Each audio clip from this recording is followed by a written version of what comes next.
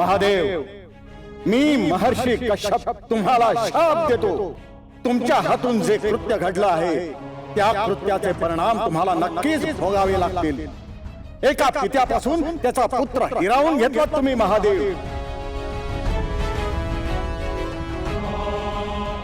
संध्या समयी भूतकाळातल्या या नको असलेल्या आठवणी या रूपाने का समोर आल्या? यात नियतीचा तर काही संकेत नसेल ना?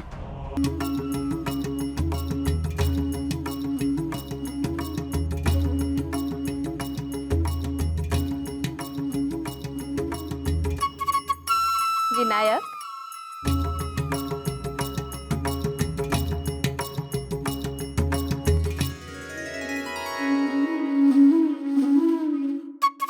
अरे भरव,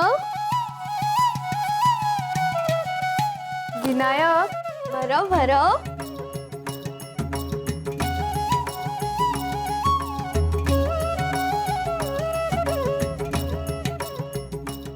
भरव भरव. ठीक आहे.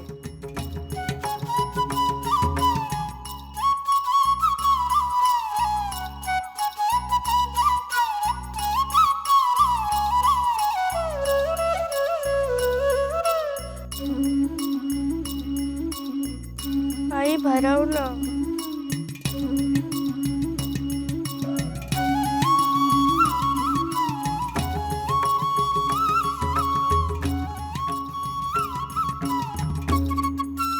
अरे विनायक,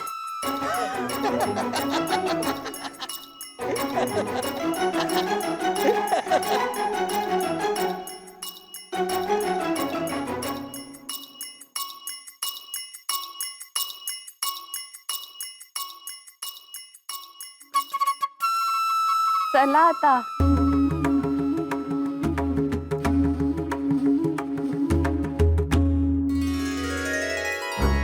पाहिलत मुनिवर, देवी पार्वती किती प्रसन्न आहेत. खरोखरच विनायक आनंदाची नवी अनुभूती घेऊन आलेत त्यांच्यासाठी.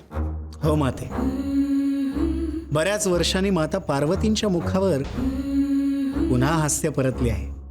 सत्यवचन मुनिवर, जणू विनायकांच्या रूपाने त्यांना त्यांचं हरवलेलं आई पण पुन्हा गवसलंय.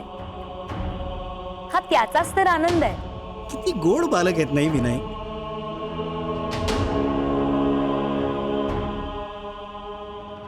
स्वामी, कसल्या विचारात आहात?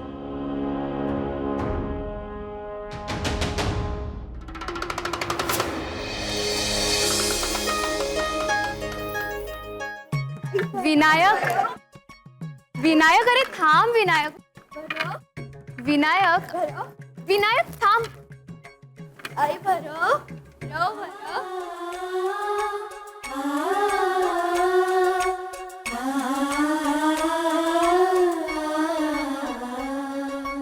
पुरे झालं आता. आता मी नाही धावणार तुझ्या मागे मागे.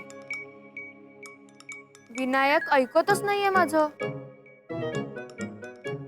बहुतेक त्याला भोजन करायचंच नाहीये.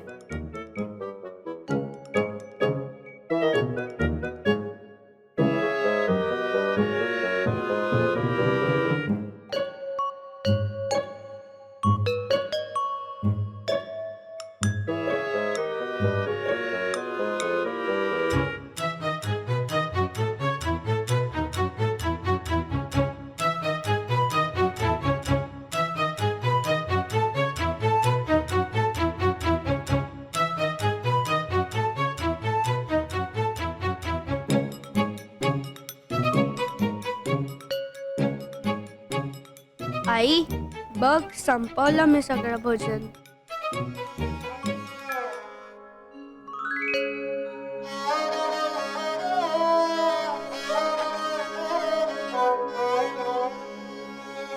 तू माझ्या मागे मागे धावून थकलीस ना आई? मी तुला असा पुन्हा कधीच त्रास देणार नाही.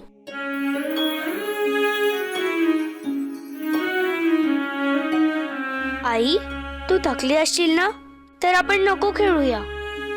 मी गणांसोबत खेळू? हो खेळा, पण आधी नंदीला विचारलंस का? कोणाकडे काम असेल तर त्याला आधी विचारावं. नंदीला विचार, मग त्याच्यासोबत आणि गणांसोबत खेळ तू. भ्राता नंदी, तुम्ही खेळाल माझ्यासोबत?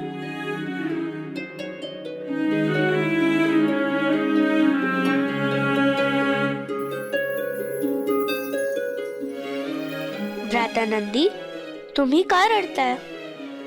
मी तुम्हाला सुद्धा त्रास देणार नाही. तुम्ही थकलात की आपण खेळ थांबवू? नाही नाही विनायक, मी त्यासाठी रडत नाहीये. आज पहिल्यांदा मला कोणीतरी भ्राता म्हणाल. मी सेवक आहे हो, स्वामींचा आणि माता पार्वतीचा. या सेवकाला, या पामराला तुम्ही भ्राता म्हणालात, हीच माझ्यासाठी मोठी गोष्ट आहे. तुम्ही खेळाचं म्हणताय? माझं संपूर्ण जीवन, माझं संपूर्ण अस्तित्व समर्पित आहे प्रभूंसाठी आणि त्यांच्या कुटुंबासाठी.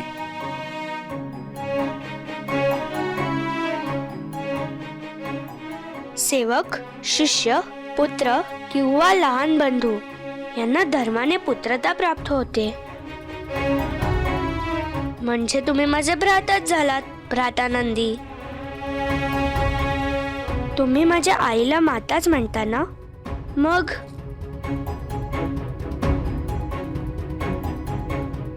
भ्राता, तुम्ही माझ्या पाया का पडताय? मी तर तुमचा लहान भ्राता आहे. तुम्ही आईच्या आणि पिताश्रींच्या पाया पडा. माझ्यासोबत केवळ खेळ खेळा.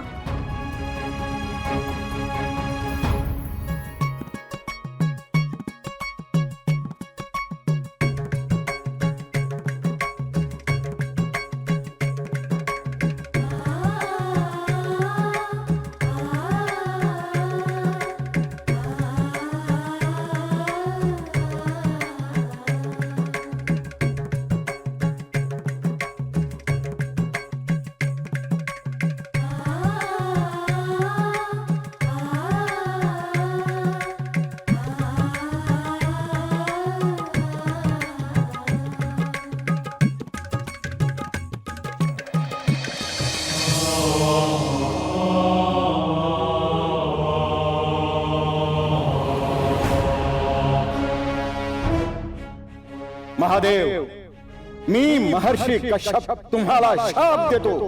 तुमच्या हातून जे कृत्य घडलं आहे त्या कृत्याचे परिणाम तुम्हाला नक्कीच भोगावे लागतील. एका पित्यापासून त्याचा पुत्र हिरावून घेतला तुम्ही महादेव.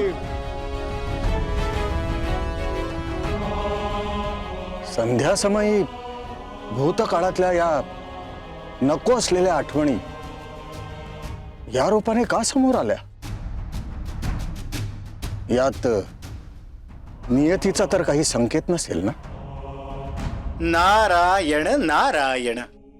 प्रभू, काय आणि कुठल्या शब्दात वर्णन करू तुमचं? म्हणजे जगज्जेठी म्हणू की लीलाधर? कसा, कधी आणि कुठला धागा कुठे गुंफायचा हे तुम्हाला बरोबर कळते. कश्यप ऋषींच्या माध्यमातून पुढे घडणाऱ्या घटनांचे संकेत दाखवलेत सुद्धा आणि चतुरपणे लपवलेत सुद्धा. याचा अर्थ ऋषी कश्यपांनी महादेवांना दिलेला शाप भविष्य बनून आता महादेवांच्याच समोर उभा टाकणार. भूतकाळाचे संदर्भ भविष्याशी अलगदपणे जोडते. तीच तर खरी नियती असते नारद. एका मातेच्या भावनांशी मी खेळू शकत नाही, परंतु नियतीचे कार्यही मी थांबवू शकत नाही. त्यामुळे ही लीला करणे भाग आहे. आता ही वेळ माझ्या स्तुतीची किंवा पुढील घटनांचा विचार करण्याची नाही. विनायकांच्या बाललीलांचे कोड कौतुक पाहण्याची आहे. पहा,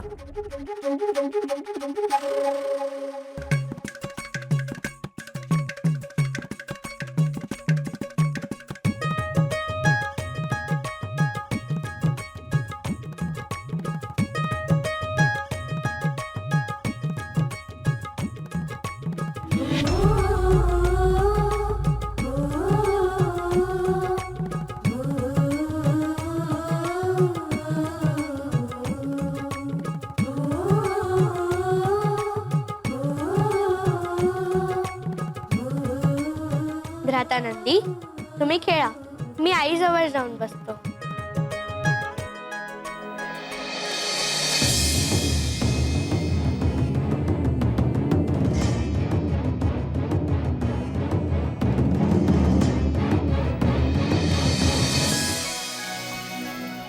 आई, थकलोय मी. एवढा खेळतो आहेस, थकायला तर होणारच ना. जेवढं भोजन आणि खेळ महत्वाचा असतो ना, तेवढाच विश्रामही महत्वाचा असतो. आता निद्रा घ्यायची वेळ झालीये विनायक. परंतु आई, मला निद्रा नाही येत.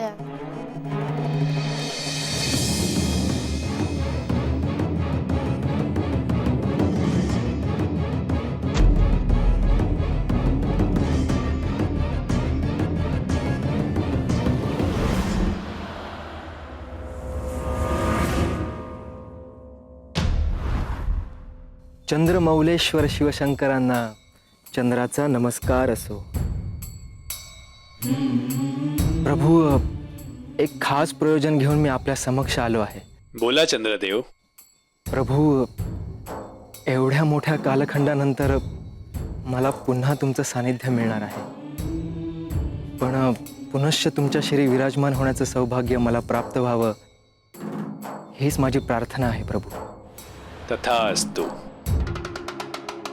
चंद्रदेव, हे इतकंच प्रयोजन आहे की? होय प्रभू, एवढंच प्रयोजन आहे.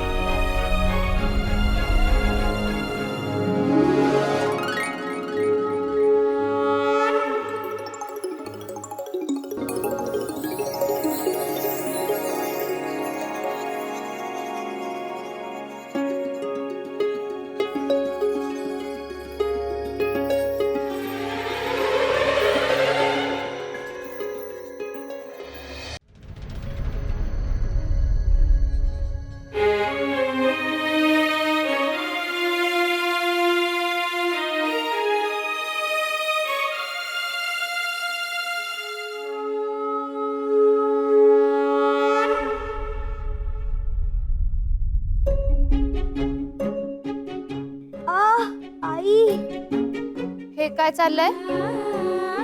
असं नाही करायचं विनायक. चंद्र आणि सूर्य हे सृष्टीच्या सुनियोजनाचे प्रमुख घटक आहेत. त्यांच्यामुळेच तर दिवस आणि रात्रीचं समयचक्र गतिमान असतं. त्यांच्यासोबत चेष्टा करणं योग्य नाही. सूर्यदेव वंदनीय आहेत. हात जोडून माफी माग बरं त्यांची.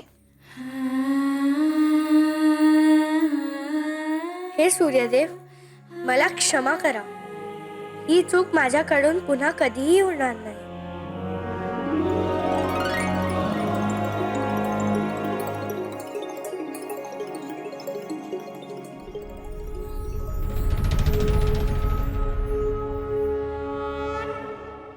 प्रणाम माते. कश्यप पुत्र सूर्याचा नमस्कार स्वीकार करावा. मला क्षमा करा सूर्यदेव, मी तुम्हाला त्रास दिला. पाहिलंस, तू त्रास दिलास ना त्यांना, म्हणूनच ते आले.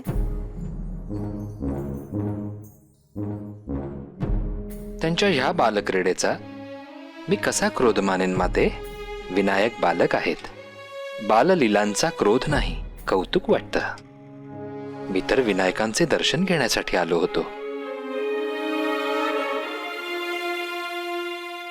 आता आज्ञा असावी.